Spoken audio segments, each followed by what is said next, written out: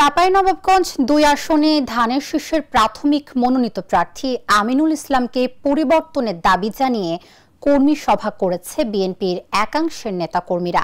মঙ্গলবার বিকেলে নাচল ডাকবাংলো প্রাঙ্গণে উপজেলা ও পৌর বিএনপির এই কর্মী সভা হয়। বক্তাদের অভিযোগ, ২০১৮ সালের নির্বাচনে ফ্যাসিস্ট আওয়ামী লীগকে বৈধতা দিতে আমিনুল ইসলাম দলের সিদ্ধান্ত অমান্য করে সংসদে যান। পরে তিনি সংসদ সদস্য নির্বাচিত হয়ে তার সংসদীয় আসনের তৃণমূল কোনো নেতাকর্মীর সঙ্গে যোগাযোগ রাখেননি, এমনকি তার এলাকায় যাওয়া নিয়েও রয়েছে প্রশ্ন।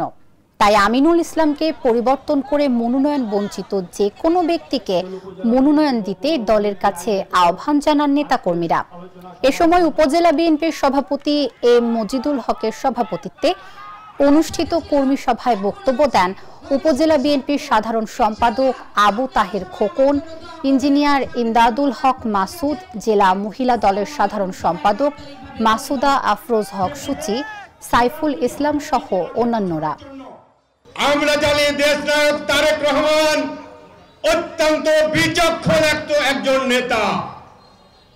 ওনার কোনো সিদ্ধান্ত নিতে ভুল হয় না, কিন্তু এ কথাও ঠিক, মানুষ মাত্রই ভুল।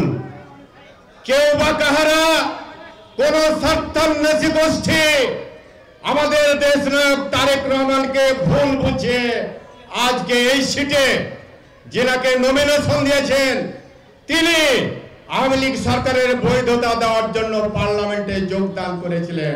বিএনপি আজকে এই ৩ উপজেলা শহর জেলায় বিভিন্নভাবে দল উপদলে বিভক্ত হয়ে আছে। সেই বিভক্ত দলকে আবার একত্রে করার মতো, নার্সিং করার মতো ক্ষমতা সম্পূর্ণ একজন আমাদের নেতা লাগবে। যিনাকে নমিনেশন দেওয়া হয়েছে উনি আসলে প্রচন্ড একজন দাম্ভিক মানুষ। আজকে পর্যন্ত উনি প্রতিদ্বন্দ্বী প্রার্থী আমরা যারা মাঠে ৩১ দফাকে নিয়ে চষে বেরিয়েছি, তাদেরকে আজকে পর্যন্ত উনি একটা ফোন কল দিয়ে একত্রে বসা এক কাপ চা খাওয়ার প্রয়োজন মনে করেন নাই।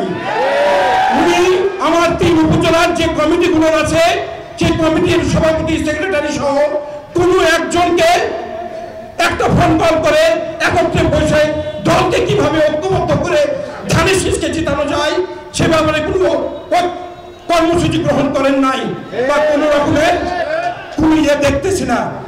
যার অর্থ উনি আসলে আমাদের এই বিভক্ত দলকে একত্রিত করে ভোটের আগে ধানের শীষের জন্য যেন বিএনপির প্রতিটি স্তরের নেতা কর্মী সবাই যেন একত্রে আমরা ঝাঁপিয়ে পড়তে পারি সেই কর্ম উদ্যোগ ওনার মধ্যে নেই।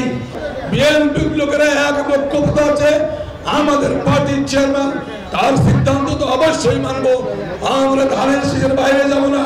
তবে একটা কথা যে আমাদের নেতাকে বলবো, অনুরোধ করবো তিনি যাতে এটা পুনর্বিবেচনা করে আমরা উনার পুনর্বিবেচনার এই আসনের প্রার্থী পরিবর্তন করে এখানকার মাটি মানুষের নেতারাকে, নেত্রীরাকে আপনার যাকে খুশি আপনি মনোনয়ন দিয়ে এই সিটটা আবারও ধানের শীষের পক্ষে রাখবেন।